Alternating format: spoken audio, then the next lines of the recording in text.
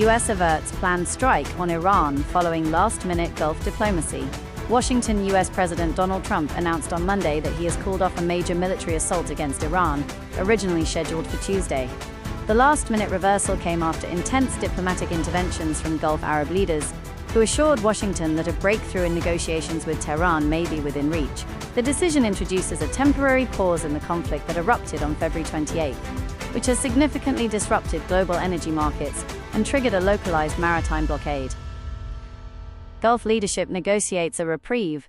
According to a statement posted by President Trump on Truth Social, the leaders of Qatar, Saudi Arabia, and the United Arab Emirates explicitly requested a delay to allow newly renewed diplomatic channels to proceed.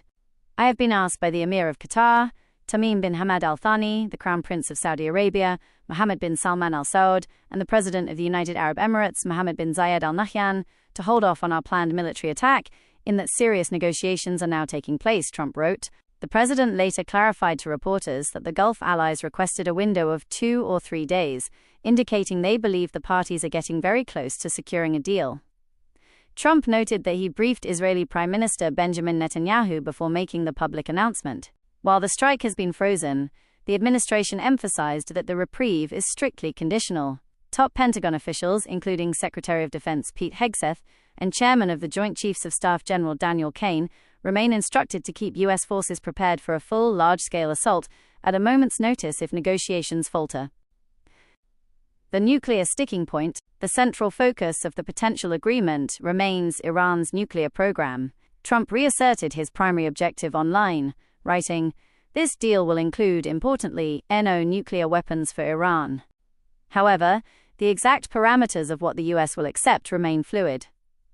The baseline demand: the administration has historically demanded a permanent halt to Iranian uranium enrichment and the dismantling of its proxy network. The compromise position: last week, Trump signaled a willingness to accept a temporary 20-year freeze on uranium enrichment. The reality on the ground: Tehran has given no public indication that it is willing to permanently surrender its nuclear infrastructure or its ballistic missile program. Global energy markets strained by Strait blockade. The diplomatic maneuvering comes amid a severe economic crunch caused by the ongoing war. Iran's Revolutionary Guard Navy continues to exercise a tight grip over the Strait of Hormuz, routing commercial traffic through a rigid, newly imposed email regulation system and demanding transit tolls. The restriction of the waterway, which typically handles 20% of global oil and liquefied natural gas (LNG) shipments, has triggered emergency measures. Strait of Hormuz status: largely closed. Commercial oil inventories depleting rapidly, only weeks of supply remain.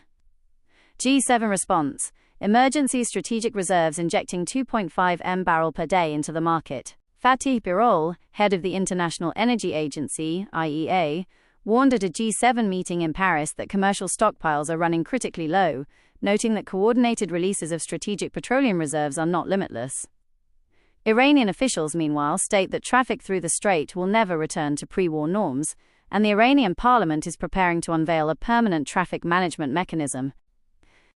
Regional friction and warnings: the conflict continues to reshape regional alliances.